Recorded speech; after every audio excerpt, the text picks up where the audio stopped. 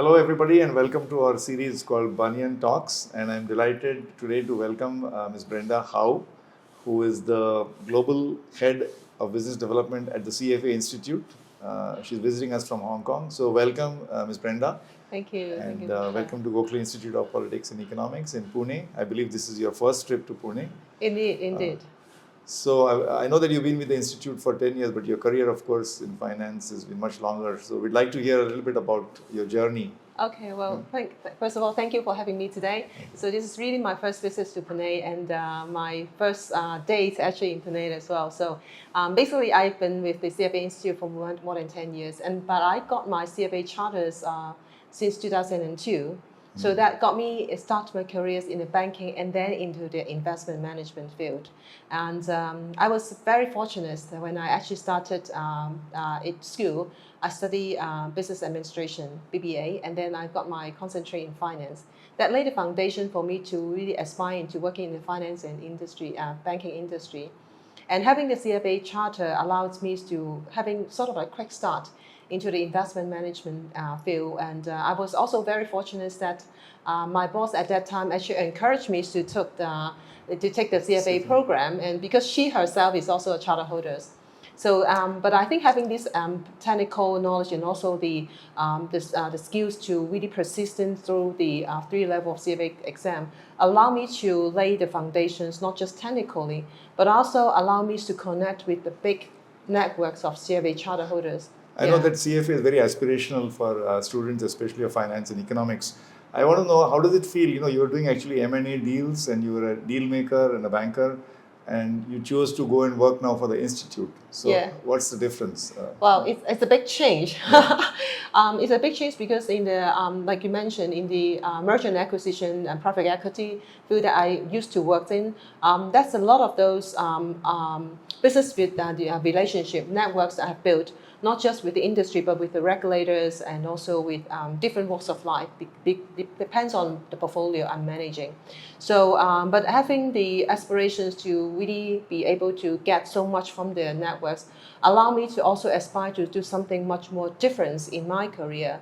And the opportunity 10 years ago when I was given the chance to look into CFA Institute inspired me is because it's not just around the networks of the CFA charter holders, which is over 200,000 now, but also the mission that within the CFA Institute, we want to drive not just the numbers of people having the charter, but more important is to having the ambitions to uplift the whole industry standards, right? Yeah, so it's headquartered in the USA, right? Is it? Does one look at it as a non-profit organization, or is it? It's a non-profit organization. It's more like, as you said, raise the standards and quality and of course education.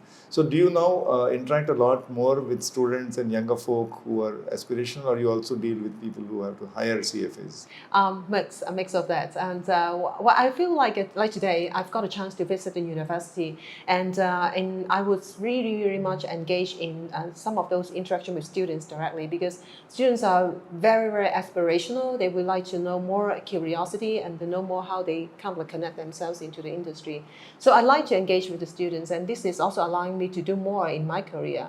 But at the same time, because of my role being on the business development, I work with institutional clients. Yesterday, I met with like some global firms like BlackRock and also the MSCI, and I work with regulators because the regulators also want to connect us with some of their policy development. So and that is about the beauties of these contributions to the industry. And you are continuously updating your curriculum, meaning now it's artificial intelligence and all that stuff. Is it reflected in your curriculum? That's exactly. So thank you for actually this is one of the things that we continue to refresh our curriculum at least once a year. So now we actually have at least like 15% of our curriculum refreshed every year. Now we have the ESG, we have the fintech, we have AI. We also have a lot of like climate-related content into the curriculum. So hopefully that will help our people to be more job ready. I know as I said, it's very aspirational, and the CFA community is very tight-knit. There's only 200,000 of you in the world. So what would your message be for our students? We have a large economics program, undergraduate, graduate, and PhD. And it's across all fields of economics, including financial economics and business and agribusiness, marketing, and so on. And of course, we like to believe that, as you know, we have incorporated in our curriculum, some of the CFA stuff. So what would your message be to our students who, of course... Yeah. First of all, I think congratulations that you've joined a very good university first. So we are very happy to see that a lot of those curriculum within the business of science and BSc and also the MSc is being very much aligned to the CFA program already. So for students, you have aspirations to enter into the banking, finance, or investment industry. I think most of that you are pretty much on the journeys of preparing yourself in terms of what you study. And one of the interesting is really be able to make determination and persistency. Getting through the CFA program is not easy. Not easy, yeah. Everyone thinks it's very tough. But I think the most important thing is really the desire to get through this program.